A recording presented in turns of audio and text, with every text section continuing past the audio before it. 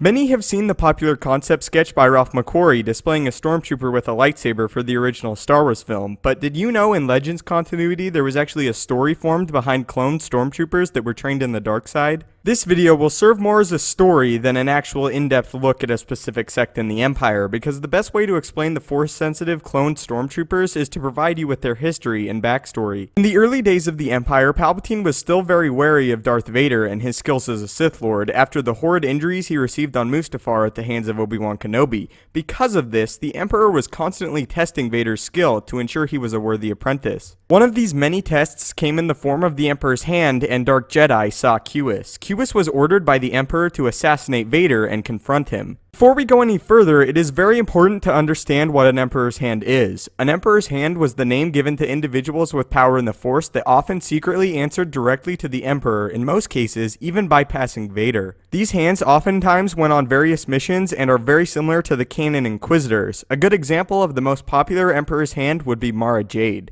Basically, an Emperor's Hand was a personal dark assassin and warrior to be used by the Emperor to carry out any missions he needed completed. Once Saw Cuis attempted to kill Vader, they engaged in a duel in which Vader was quite impressed by the skills of the Dark Jedi, eventually, however, subduing and defeating him without major troubles. Instead of deciding to kill the hand, however, Vader saw use for him and took him to Arcanian scientists to be studied. Over time, the scientists extracted pieces of the Dark Warrior's genetics for studying. Over this period, Vader vigorously tortured the man for information, and by his own means, Vader eventually discovered that it was the Emperor that ordered the assassination attempt on his life. Even after discovering this and telling this to Cuis, the man refused to reveal any information about his master or the reason behind the attempt to kill Vader. As opposed to this angering Vader, it actually granted Cuis some respect in the Sith's eyes, and Vader somewhat admired his loyalty and resolve for his master. The ultimate test for Cuis's loyalty came when Vader offered him his freedom in exchange for information, but alas, Cuis refused to budge, and Vader knew he had found the perfect template for his Force-sensitive clones. After Cuis's final rejection of Vader, the overwhelmingly happy Sith parted his captive's head from his shoulders. Following these events, nearly a year passed, and 6 clones of the genetic makeup of Saw Cuis were born and fully grown. These clones had undergone basic stormtrooper training and passed with flying colors. They also sported regular stormtrooper armor, but with the exception of having red lightsabers as opposed to blasters. The clones had also shown they retained their power in the Force, and their next stage of training began. The clones were brought to a special facility to be trained more in the dark side by another one of the Emperor's hands named Shayvan. Although Vader and even the Emperor would stop by and participate somewhat in the training, Shayvan was their primary instructor. Some time passed and the clones eventually proved themselves proficient Force users and fighters, even showing they were capable of sparring with Vader and using the Force to defeat their enemies. After the clones' final test was complete, the Emperor ordered the production of an entire battalion of Cuis clones, and Vader integrated the already trained 6 into his 501st Legion. However, on the trip to the Imperial capital, the Cuis clones and the Emperor's hand Shayvan turned on Vader and the Emperor, with the clones stating they served their master Shayvan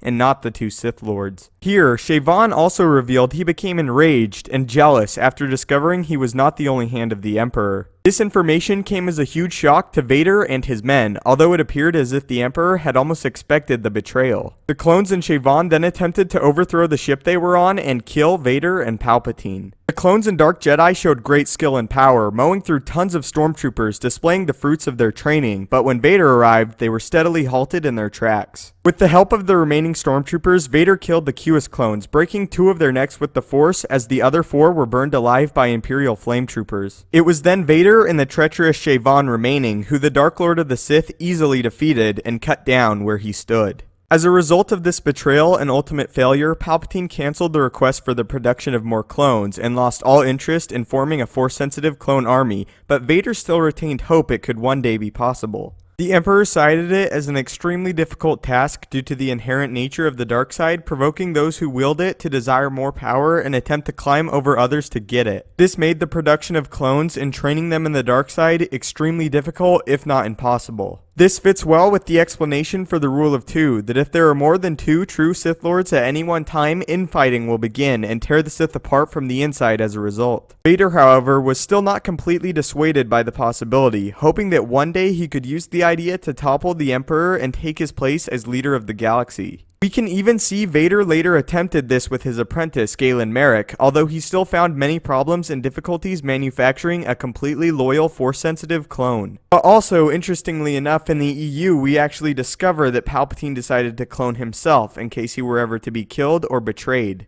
So there it is, there were actually Force-sensitive Stormtroopers that fought with lightsabers in Legends continuity. I enjoyed the story of the Qus clones and think it made great sense with Vader and later Starkiller's story. It also shows Vader always had a fondness for clones after the Clone Wars and never truly wanted to give up on the idea of a clone army completely, even in his Sith days. Anyway, tell me what you think about Force-sensitive Stormtrooper clones in the comments. Is it a cool idea or too overboard for you? Thanks as always so much for watching, may the Force be with you, and have a great day.